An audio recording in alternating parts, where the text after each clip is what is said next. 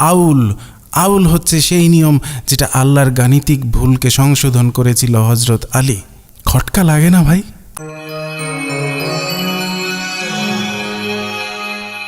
ওয়ারিশগণের মধ্যে একটা সম্পত্তিকে ভাগ করতে করতে আল্লাহ এমন করে ফেলেছিল যে সেটা মাইনাসে চলে যেত। মনে করেন একটা পাউরুটি, সেটা যদি 2 জনের মধ্যে ভাগ করেন অর্ধেক করে ভাগ করে দিবেন, যদি 10 জনের মধ্যে ভাগ করেন 1/10 করে ভাগ করে দিবেন, যত জনের মধ্যে খুশি ভাগ করে দিতে পারবেন, কিন্তু ভাগ করা অংশগুলোর যোগফল 1 হতে হবে। যদি 1 নয় তাহলে সেটা গাণিতিকভাবে ভুল, সেটা বাস্তবসম্মত নয়। আর ঠিক সেই ভুলটাই আছে কোরআনে, আর সেই ভুলটাকে শুদ্ধ করে দিয়েছে কে? একজন মানুষ, হযরত আলী। আপনি যদি 1 টাকা 2 জনের মধ্যে ভাগ করে দেন তাহলে আপনি 50 পয়সা করে 2 জনকে দিতে পারবেন। কিন্তু যদি আপনাকে বলা হয় 1 টাকাকে 2 জনের মধ্যে ভাগ করে দিতে হবে যেন তারা প্রত্যেকেই 75 পয়সা করে পায়, আপনি সেটা পারবেন না, কারণ 75 পয়সা যোগ করলে সেটা 1 টাকার বেশি হয়ে যায়। অথচ আল্লাহ সেই কাজটি করতে বলেছেন কোরআনে। পারবেন কোরআন মান্য করতে? একটা সম্পত্তিকে ওয়ারিসদের মধ্যে এমন ভাবে ভাগ করে দিবেন যাতে ভাগ করা অংশের যোগফল 1-এর বেশি হয়? পারবেন? করে দেখান না। কোরআনের একটি অংশকেও নাকি অমান্য করা যাবে না, অথচ কোরআনের এই নিয়মটিকে সেই হযরত আলীর আমল থেকেই মানুষ অমান্য করে আসছে, কারণ অন্য কোনো উপায় নেই। It's mathematics. এই শব্দের মানে এটা, এই শব্দের মানে আসলে এটা, আগে ওটা ছিল, এই ছিল, এইটা বলতে আসলে অন্য কিছু বোঝানো হয়েছে এখানে। এইটা বলতে ওইটা, ওইটা বলতে জঙ্গল, ডাব বলতে নারকেল, নারকেল বলতে পাথর। হাবি ঝাবি এসব বলে ঘুরিয়ে পেঁচিয়ে কোরআনের ভিতর থেকে বিগ ব্যাং থিওরি বের করে ফেলতে পারবেন, কিন্তু ইটস ম্যাথামেটিক্স ম্যান। এটা গলার জোরে পার পেয়ে যাবেন না। ম্যাথামেটিক্যাল ভুল অবশ্যই সংশোধন করতে হবে। আল্লাহর সেই ভুল, কোরআনের সেই ভুল ঠিক করেছেন হযরত আলী নিজে। সেটির নাম দিয়েছেন আউল। কোরআনের আইন নয়, সেই আউল এখন পর্যন্ত পৃথিবীতে বলবৎ রয়েছে। কিভাবে একজন মানুষ পারে কোরআনের ভুল ঠিক করে দিতে? খটকা লাগে না ভাই? কোনো অপরাধী যদি অপরাধ করার পরে সমস্ত আলামত ধ্বংস করেও দেয়, তবুও ডিটেকটিভরা কিছু না কিছু পেয়ে যায়। খুব ছোটোখাটো ক্লু একটা না একটা থাকেই। পৃথিবীতে কোনো পারফেক্ট অপরাধীর জন্ম হয়নি। শুধু সূক্ষ্ম দৃষ্টিতে তাকাতে হবে, চোখটা অনেক ছোট করতে হবে, ছোটোখাটো এভিডেন্সের প্রতি নজর দিতে হবে। সেগুলোকে অ্যাভয়েড করলে হবে না। খটকা লাগলে জাস্ট কিছু একটা দিয়ে নিজেকে বুঝিয়ে নিলে হবে না। এটা খুবই একটা ছোটোখাটো বিষয় বলে সেটাকে অ্যাভয়েড করলে চলবে না। কোরআনের এক মাথায় একবার বলা হচ্ছে আল্লাহর 1 দিন সমান পৃথিবীর 1000 দিন, আবার আর এক প্রান্তে বলা হচ্ছে আল্লাহর 1 দিন সমান পৃথিবীর 50,000 দিন। সমস্ত রেফারেন্স আমি স্ক্রিনে দিয়ে দিচ্ছি, সেখানে দেখেন। কোরআনে এমন কিছুই নেই যেটা সেই সময়ের মানুষের পক্ষে জানা সম্ভব ছিল না। যদি সেটা থাকতো তাহলে সেখানে স্পষ্টভাবে লেখা থাকতো যে মোবাইলে কোরআন শরীফ পড়ার আগে ওযু করতে হবে নাকি হবে না, কিংবা উত্তর মেরুতে টানা 6 মাস সমান 1 দিন হলে সেখানে কিভাবে রোজা রাখবে, সেগুলোর স্পষ্ট বিধান সেখানে থাকতো। কিংবা এমন কথা বলাই হতো না যে মাতৃগর্ভে কি আছে সেটা পৃথিবীর কোনো মানুষের পক্ষে জানা সম্ভব না। সন্তান পুত্র হবে নাকি কন্যা হবে সেটা শুধুমাত্র আল্লাহই বলতে পারবে, এছাড়া আর কেউ বলতে পারবে না। অথচ এই যুগে সেটা কতই না একটা সহজ কাজ। জাস্ট 1 2 3 শেষ। গর্ভের সন্তান পুত্র হবে কন্যা হবে এগুলোই শুধু না, কানা খোরা ল্যাংরা সব কিছুই বলে দেওয়া সম্ভব। কোনো জেনেটিক প্রবলেম থাকলেও সেটাও জানা সম্ভব। এখন মুহাম্মদের এতগুলো স্ত্রী দাসী থাকা সত্ত্বেও একটি পুত্র সন্তানের জন্য কতটা লালায়িত ছিল তার প্রমাণ হচ্ছে যে তিনি একটি পালিত পুত্র গ্রহণ করেছিলেন।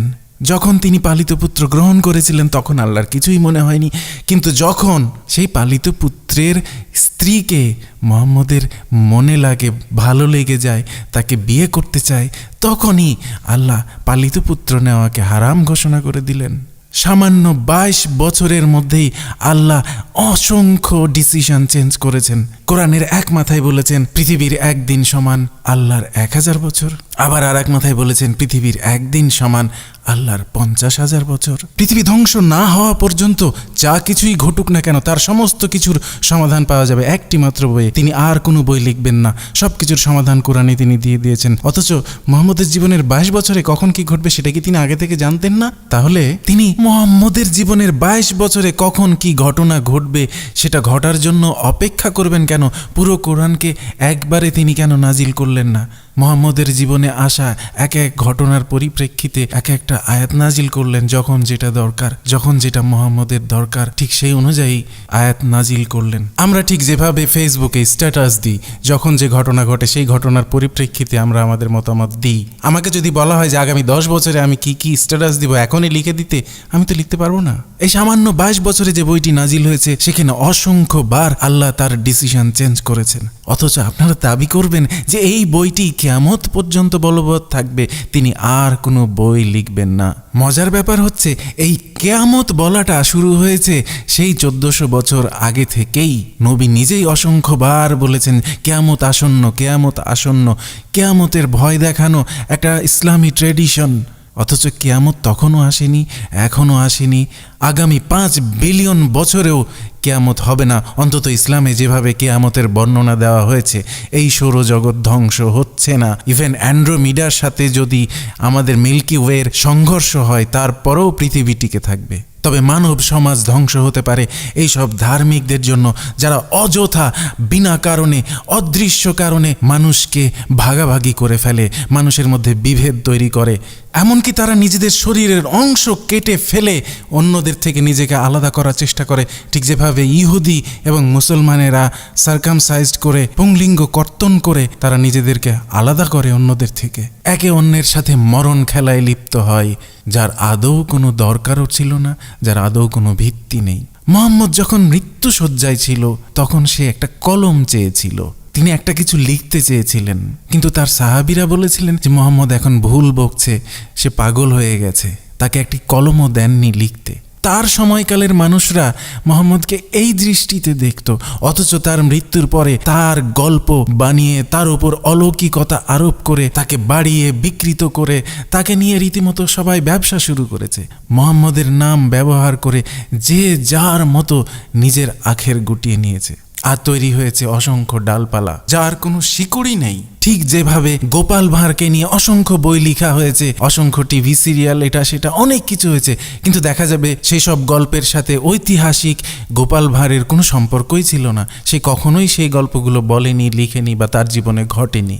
গোপাল ভাঁড়কে নিয়ে গল্পগুলো যারা বানায় তারা নিজেদের স্বার্থে বানায়। ঠিক সেরকমই আসল মুহাম্মদকে তাদের দরকার ছিল না, দরকার ছিল শুধু মুহাম্মদের ইমেজ। সে কারণেই মুহাম্মদের মৃত্যুশয্যায় শুধুমাত্র তার একমাত্র ঔরসজাত কন্যা ফাতিমা এবং তার স্বামী আলী ছাড়া আর কেউ ছিল না। একদিকে মুহাম্মদ মৃত্যুশয্যায়, বাকি তার সমস্ত প্রিয় সাহাবীগণ ছিল ক্ষমতার দ্বন্দ্বে ব্যস্ত। কারণ আসল মুহাম্মদকে তাদের দরকার ছিল না, শুধু দরকার ছিল মুহাম্মদের ইমেজটুকু, যেটা নিয়ে তারা নিজেদের স্বার্থ উদ্ধার করতে পারবে, নিজেরা অর্থকরী প্রতিপত্তির মালিক হবে। কোনো সর্বজ্ঞানীর সাথে যদি মুহাম্মদের বিন্দুমাত্র কোনো সম্পর্ক থাকতো, তাহলে সেই সর্বজ্ঞানী তাকে অবশ্যই জানিয়ে দিত যে একটা সময় এসে 6 বছর বয়সের একটি শিশুর সাথে বিয়ে করা এবং 9 বছর বয়সে তার সাথে সেক্স করাকে চরম অনৈতিক কাজ হিসেবে চিন্তা করা হবে। কেউ তাকে সেটা জানিয়ে দেয়নি, অথচ আপনারা কথায় কথায় এক্সকিউজ দাঁড় করাবেন, এগুলো সেই সময়ের ছিল, এটা ওই সময় ছিল, এটা ওই সময়ের প্রচলিত ছিল, এটা ওই সময়ের জন্য উপযুক্ত ছিল, হ্যান ত্যান হাবি ঝাবি ড্যান আছেন আর ড্যাং ড্যাং। অথচ আপনারাই দাবি করবেন ইসলাম কিয়ামত পর্যন্ত বলবৎ থাকবে। নবী মুহাম্মদের জীবন পৃথিবীর প্রতিটি মানুষের জন্য, সর্বকালের সকল মানুষের জন্য উত্তম আদর্শ এবং তাকে ফলো করা উচিত। কখনোই স্বীকার করবেন না যে এই ধর্মটাই আসলে সেই সময়ের জন্য উপযুক্ত ছিল, সেই সময়ের মানুষের জন্য ছিল। পৃথিবী এখন এগোচ্ছে, দুর্বার গতিতে এগোচ্ছে। মানুষ খুব শীঘ্রই পাড়ি জমাবে মঙ্গল গ্রহে, সেখানে বসতি করবে। আপনি যদি মনে করেন যে আজ থেকে 100 বছর, 200 বছর কিংবা 500 বছর পরেও মানুষ কোনো এক কালের কোনো এক মরুর রাখালের পৃথিবীর বাদশাহ হওয়ার স্বপ্নে, গল্প কাহিনী কিস্সায় মশগুল হয়ে পৃথিবী পড়ে থাকবে, তাহলে আপনি বোকার স্বর্গে বাস করছেন। অনেকেই শুধুমাত্র নৈতিকতা টিকিয়ে রাখার জন্যই ধর্মকে বহাল রাখতে মতামত দেন। নৈতিকতার ভিত্তি যদি এরকম ডাহা মিথ্যা হয়, তবে সেই নৈতিকতার মান যে কতটা উন্নত হবে সেটা বোঝাই যায়। পৃথিবীর সবচেয়ে দুর্বল নৈতিকতা সম্পন্ন মানুষগুলোর বসবাস মুসলিম অধ্যুষিত দেশগুলোতেই। গোটা পৃথিবীতে মুসলিম সমাজ সে কারণেই পশ্চাৎপদ, সেই কারণেই তাদের নৈতিকতার অবক্ষয়। তারা পরকালের লোভে এই পৃথিবীকে অবলীলায় নরক বানিয়ে ফেলতে পারে। এইসব নৈতিকতার অজুহাত দেখিয়ে অনেকে নিজে বিশ্বাস নিজে পালন না করলেও কৃষক শ্রমিক ছোট পর্যায়ের মানুষগুলোকে পালন করতে উদ্বুদ্ধ করেন অনেকে। আসলে কৃষক শ্রমিক এরা ছোট নয়, তাদের নৈতিকতার মান যারা এসব বড়ভাবে এলিটদের থেকে অনেক বেশি ভালো। এদেশে নবান্ন হতো, এদেশে পূজা পার্বণ হতো, এদেশে মানুষ উৎসব করত, এদেশে মানুষ পয়লা বৈশাখ করত। নবান্ন, পিঠা, পায়েস, যাত্রা, পালা, পয়লা বৈশাখ, আলকাপের গান, এরকম লোকজ অসংখ্য সংস্কৃতি যেগুলো যে কোনো ধর্মীয় রিচুয়ালের থেকে অনেক বেশি নির্মল, সুন্দর, সাম্প্রদায়িকতা মুক্ত, নৈতিকতা বোধ সম্পন্ন।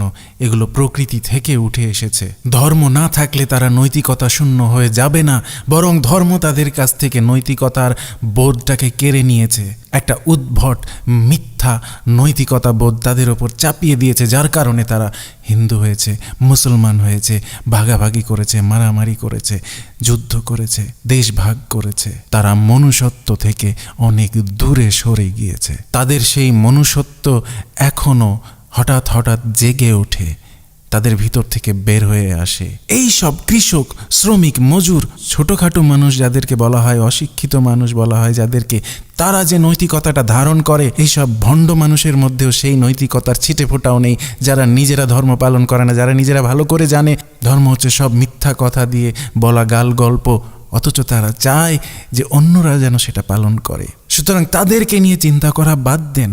দয়া করে একটি অসত্যকে প্রতিষ্ঠা করার এরকম ভণ্ডামি থেকে দূরে সরে আসেন। এরকমই কিছু ভণ্ড, বিশিষ্ট কিছু সুবিধাভোগী লোক সাধারণ মানুষগুলোর মাথায় কাঁঠাল ভেঙে খাওয়ার জন্য আজও ধর্ম টিকিয়ে রেখেছে। ধর্ম সাধারণ মানুষগুলোকে নিয়ন্ত্রণ করার একটি উপায় মাত্র।